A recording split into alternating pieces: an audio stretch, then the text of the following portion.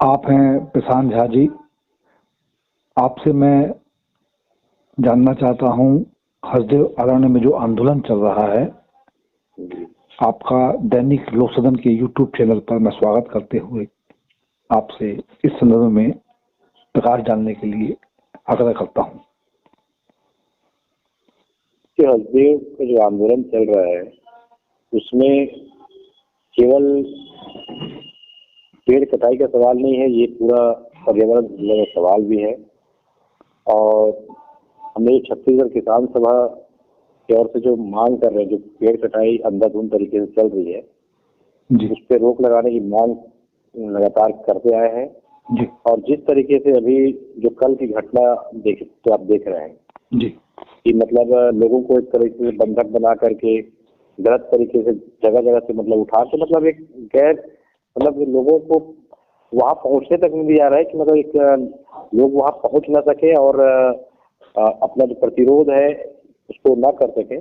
और नई सरकार के गठन के बाद में ये और काफी तेजी के साथ में जो मतलब अडानी का जो असली चेहरा था वो काफी दिनों से मतलब जो छिपा हुआ था, ये सरकार बदलते साथ ही मतलब अभी मंत्रिमंडल गठन भी नहीं हुआ है और तमाम चीजें अभी शुरू नहीं हुई, लेकिन जो अडानी की सरकार बनी है छत्तीसगढ़ के अंदर में जी, उसका काम तत्काल शुरू हो गया है। और खास करके आदिवासियों पे बड़ा हमला है, आदिवासियों को वहां से बेदखल करने की एक बड़ी साजिश है और यही हमारा जी जी। झा जी, मैं आपसे जानना चाहता हूँ कि आपने जो प्रकाश डाला है जमीनी हकीकत पर, इस पर थोड़ा आप इस एंगल पर भी बताने का प्रयास करें कृपया कि जब कांग्रेस की गवर्नमेंट थी छत्तीसगढ़ में तब क्या हालात थे? तब भी मतलब ये चोर पुलिस के दोनों मतलब का एक ही रवैया है, कोई आगे कोई पीछे चल रहा था जी। और कुछ चीजें मतलब जो धीमी गति से मतलब कांग्रेस बढ़ाने का काम कर रही थी उसको बीजेपी ने तेजी से बढ़ाने का काम किया, बस यही अंतर है। जी जी। लेकिन सबसे दुखद स्थिति तो ये है कि अभी चंद दिन ही हुए हैं छत्तीसगढ़ में भारतीय जनता पार्टी विष्णुदेव साय की सरकार को लेकर के, और फिर एक बार आप लोगों को यह एक तरह से जन आंदोलन छेड़ना पड़ रहा है, तो इसका क्या प्रतिसाद मिल रहा है आपको जनता की तरफ? देखिए, ये इसमें जनता का मतलब एक काफी विरोध वहाँ पे मतलब सामने आने वाला है जी। और केवल छत्तीसगढ़ नहीं, पूरी दुनिया के लोगों को मतलब केंद्रित करने वाला है, क्योंकि ये जो है आपको देखिए, हसदेव के जंगलों के विनाश का अर्थ यही है कि बांगो बांध का अस्तित्व भी खतरे में पड़ बढ़ेगा। ऐसा क्या? जिससे जी, ये तो बहुत बड़ी बात है। अगर इससे तो पूरा सबसे बड़ा चीज जो है बांगो बांध के भी मतलब अस्तित्व जो है खतरा में है जी। इसके साथ में जो पर्यावरण और जैव विविधता भी खत्म होगी पूरी जी जी। क्योंकि जो हसदेव क्षेत्र है वो मतलब एक फेफड़ा कहे जाने वाला पर्यावरण का फेफड़ा है पूरा वो। जब वो खत्म होगा तो मतलब एक पूरा पर्यावरण असंतुलित होगा पूरा वो जी। कृषि क्षेत्र भी मतलब चौपट होंगे।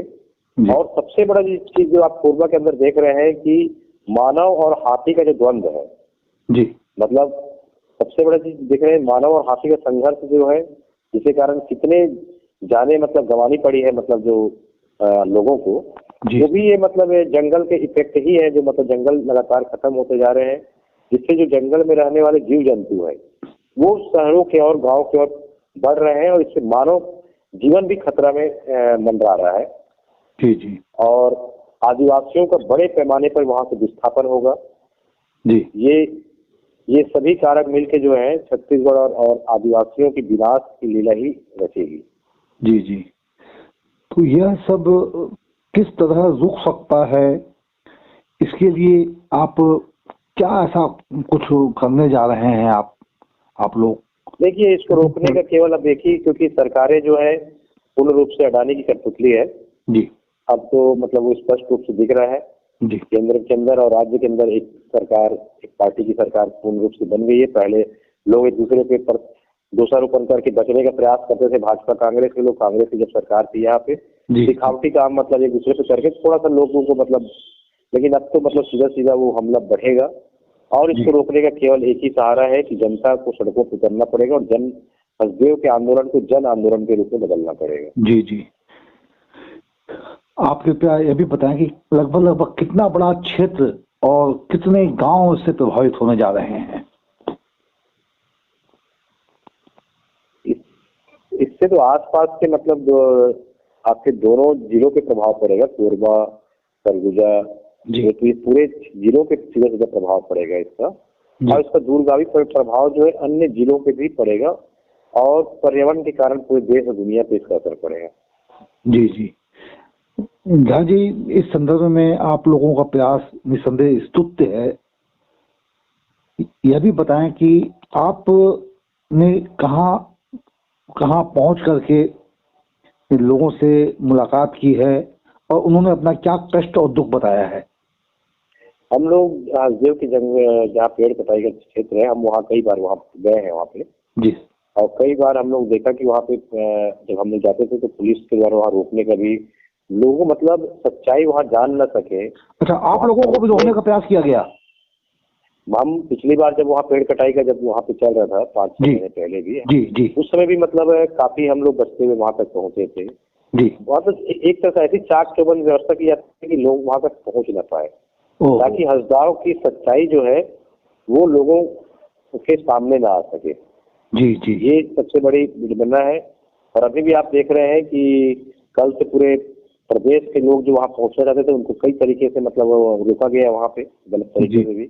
जी। और वहाँ के गांव के जो आसपास जो नेतृत्वकारी साथी हैं उनको सुबह 4 बजे से ही कल उठाने का प्रयास पूरा किया गया था।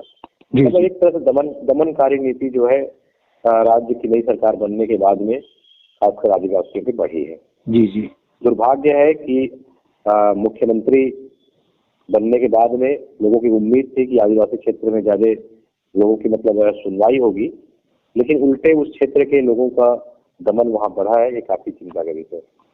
जी। कॉमरेड, अंत में कृपया आप अपना ऐसा कुछ संदेश दें ताकि जन जन तक आपकी आवाज, हमारी यह आवाज पहुंचे और उसका सकारात्मक परिणाम सामने आए। हमारी अपील यही है कि हसदेव के जंगल का सवाल केवल हसदेव के क्षेत्र के आसपास रहने वाले लोगों का नहीं है, ये हमारे जिंदगी का सवाल है। और पूरे कोरबा जिला के साथ छत्तीसगढ़ जहाँ जहाँ हमारी आवाज पहुंच रही है, हसदेव के जंगलों के बचाव के लिए लोग सड़कों पर उतर के जहाँ जिस तरीके से भी उतर के इसका समर्थन कर सकते हैं, इसके समर्थन में खड़े हो सकते हैं। लोगों को आना चाहिए ताकि पूरे देश दुनिया तक हसदेव की आवाज पहुंच सके। अंतिम में कॉमरेड, ये जो कल जो हुआ है और ये जो हसदेव अराने का जो दर्द है, क्या मीडिया के माध्यम से उचित तरीके से उठ पा रहा है या कहीं रुक जा रहा है? कहीं न कहीं रुक रहा है। उसके पीछे कहीं न कहीं एक बहुत बड़े साजिश है। सरकार और पूंजीपति का जो नेटवर्क है जी, वो किसी से छिपा हुआ नहीं है जी। और कहीं न कहीं उसको मीडिया जगत में दबाने का भी पूरी कोशिश है। लेकिन कुछ साथी जो है आप जैसे लोग हैं और भी कई पत्रकार हैं जो जमीन से जुड़े हुए हैं और वो उनके माध्यम से आवाजें उठ रही है और काफी मतलब लोगों के तक आवाज आप लोगों के माध्यम से पहुंच रही है। जी। आपका बहुत बहुत धन्यवाद। इस संदर्भ में और भी हमें अवगत कराते रहेंगे आगे भी आप।